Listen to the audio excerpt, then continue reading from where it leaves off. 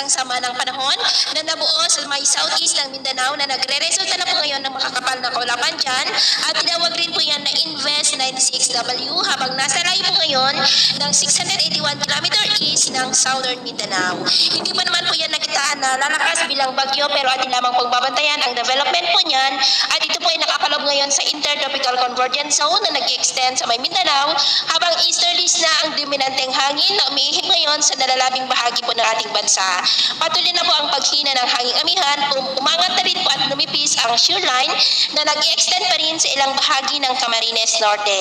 At sa ating long range forecast, maliban sa banta ng sama ng panahon na nasa silangan ng Mindanao, ay wala naman pong bagyo na namamataan na tatawid sa ating kalupaan for the next 2 weeks. At sa lagay po ng ating panahon, ngayong hapon ay maayos ang panahon sa malaking bahagi ng ating bansa pero may chance pa rin ng cloudy skies with isolated rains sa ilang bahagi ng Batangas, Mindoro Provinces, Palawan, Camarines Provinces, Southern Samar, Leyte, Caraga, Davao Region, Northern Mindanao, Sorsogon, Zamboanga Peninsula at Sulu Archipelago. At mamayang gabi, may chance pa rin ng mga isolated rains sa ilang bahagi ng Benguet, Batangas, Camarines Norte, Mindoro Provinces, may malalakas na ulan sa ilang bahagi ng Palawan, Zamboanga Peninsula, Sulu Archipelago, Northern Mindanao, Sorsogon, Davao Region, ilang bahagi po ng Caraga at may mga isolated rains rin sa ilang pang bahagi ng Bohol at Leyte. Kaya mag-ingat po tayo dahil may posible pa rin ang mga banta po ng mapagbaha at pagguho ng lupa. At sa atin naman po mga baybayin, wala na po tayong nakataas na namang gale warning signals pero iba yung pag-ingat lang.